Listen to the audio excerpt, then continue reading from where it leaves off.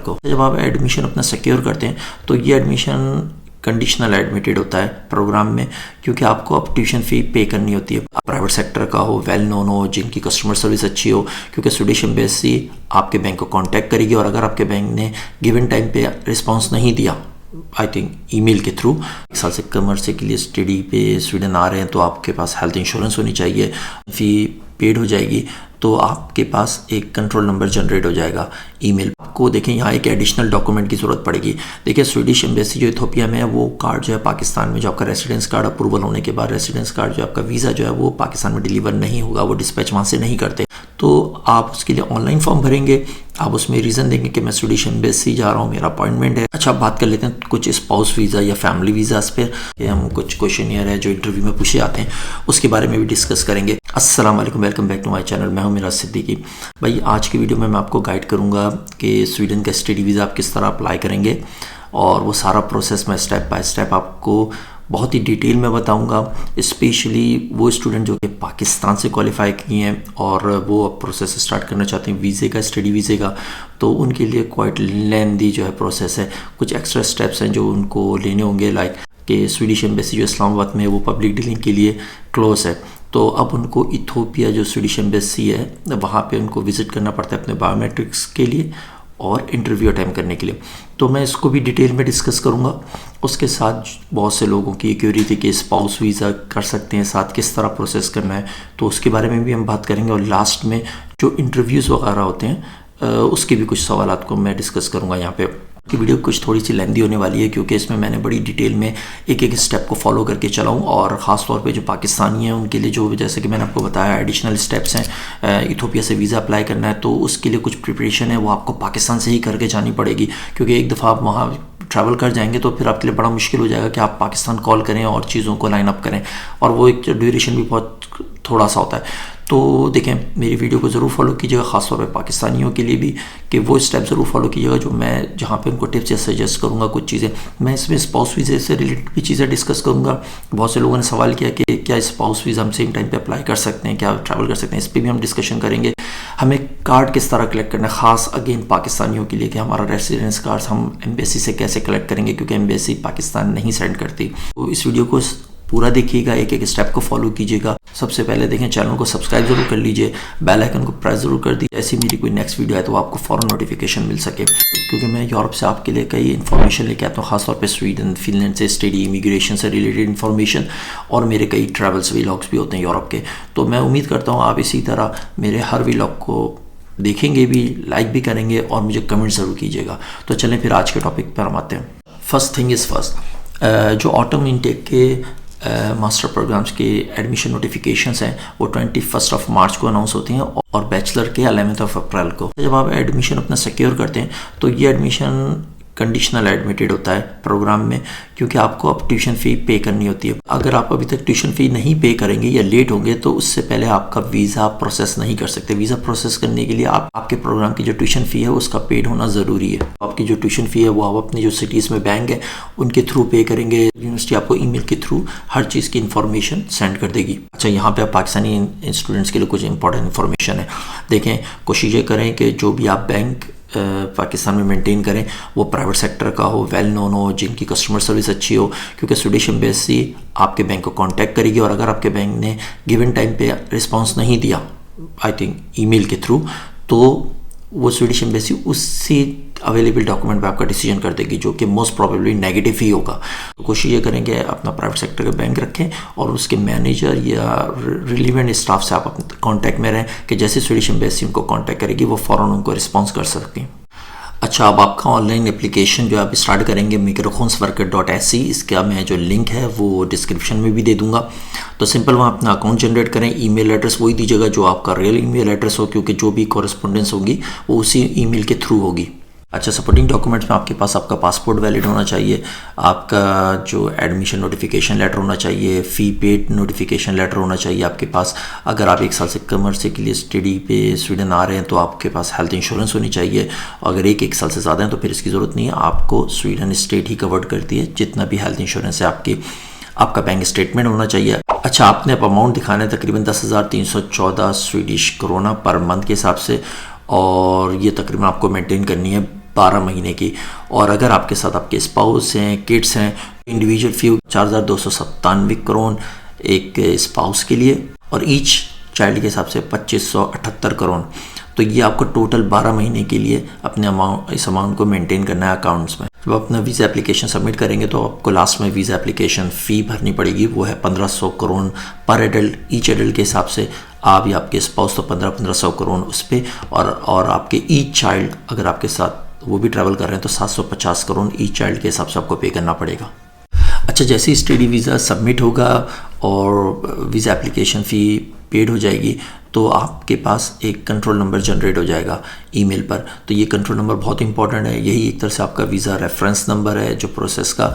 तो अब आपने स्वीडिश एम्बेसी जो आपकी कंट्री में है उसको कांटेक्ट करना होगा, वहाँ इसी कंट्रोल नंबर के बिहाफ पर आप अपने अपॉइंटमेंट बुक करेंगे बायोमेट्रिक्स के लिए और इंटरव्यू के लिए। अब यहाँ पाकिस्तानी स्टूडेंट्स के लिए इंपॉर्टेंट ये है कि आपका, क्योंकि जैसे मैंने पहले ही बताया इस्लामाबाद में ऑपरेट नहीं कर रही एम्बेसी, तो अब आपने इथोपिया में एडिस अबाबा में जो स्वीडिश एम्बेसी है वहाँ पर अपने अपॉइंटमेंट लेना होगा।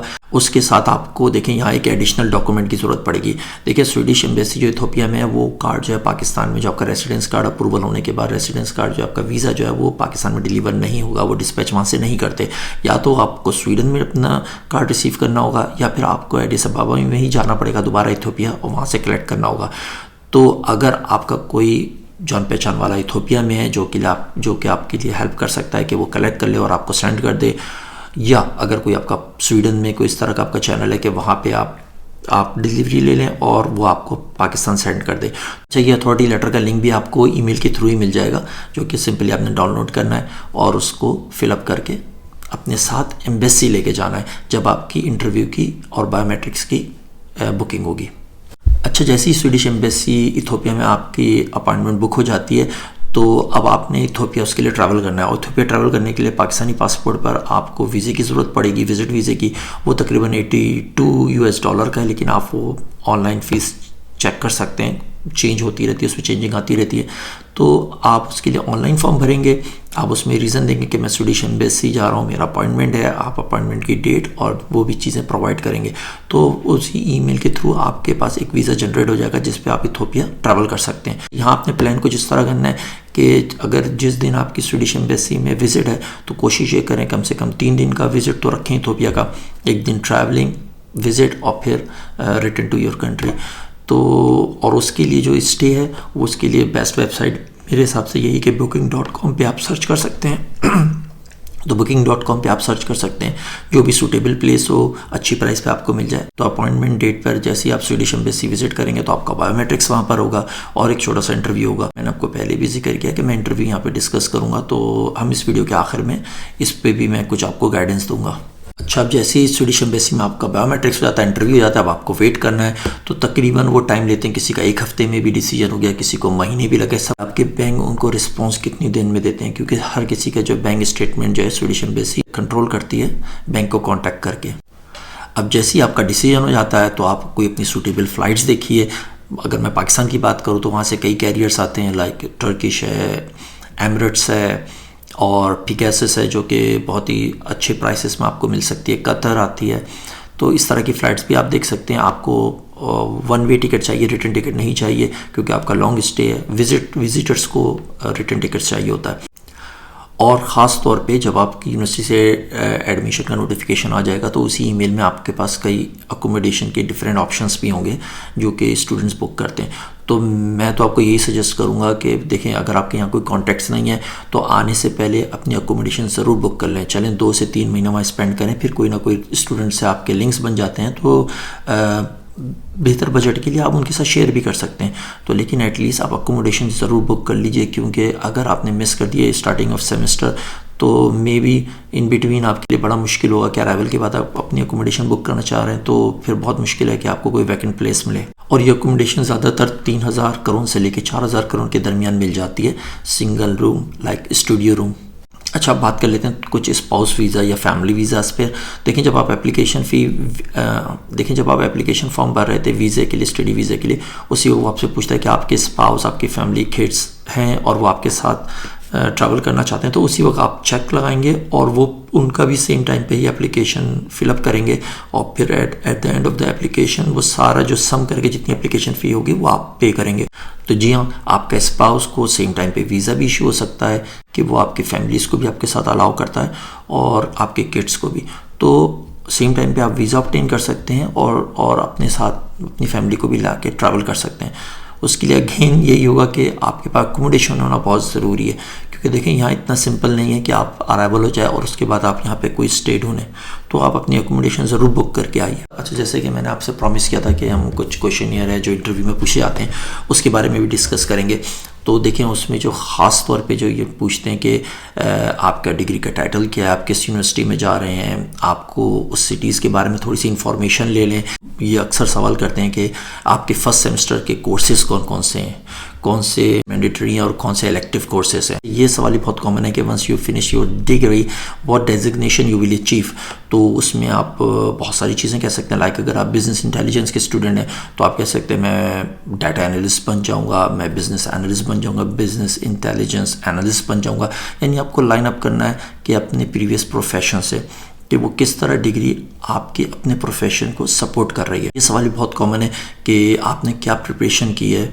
तो उसमें ये प्रिपरेशन में आपने नहीं कहना कि मेरे नए कपड़े ले लिए, गरम जैकेट ले लिए, गरम और विंटर के शूज़ ले लिए, तो इस तरह की बात नहीं है। बल्कि आपने इसमें ये बताना है कि देखिए अगर आपकी वो फील्ड नहीं है, आप लाइक बिज़नेस के स्टूडेंट हैं या आईटी के स्टूडेंट हैं, वो इस तरह की डिग्री में जा रहे हैं जो कि डायरेक्ट रिलेट नहीं कर रही, तो आप कह सकते हैं कि जी मैंने प्रिपरेशन स्टार्ट की है कि मैं उसके बारे में स्टडी कर रहा हूँ। और अब लिंक करेंगे अपने जो प्रीवियस आंसर से कि मैं किस तरह उसको लाइन अप कर रहा हूँ अपने प्रोफेशन से, इसी में से आप पॉइंट को जनरेट करेंगे। अच्छा, मैं यही उम्मीद करता हूँ जितने मैंने आपको स्टेप्स बताए हैं इसको आप फॉलो करेंगे। मेरी वीडियो को आपने फुल देखा होगा और मुझे कमेंट्स में ज़रूर बताइएगा ये कितनी हेल्पफुल हुई। तो बस इन्हीं स्टेप्स को फॉलो करें, सिंपल तरीके से अपना फॉर्म जनरेट करें ऑनलाइन और वीज़ा अप्लाई करें। मैं विश करता हूँ कि आप सबका वीज़ा अप्रूव हो, आप यहाँ सक्सेसफुल हों, आप यहाँ स्वीडन आएँ और अपने फ्यूचर को ब्राइट करें। तो चलें फिर मिलते हैं अपने नेक्स्ट किसी व्लॉग में। जब तक के लिए अल्लाह हाफ़िज़।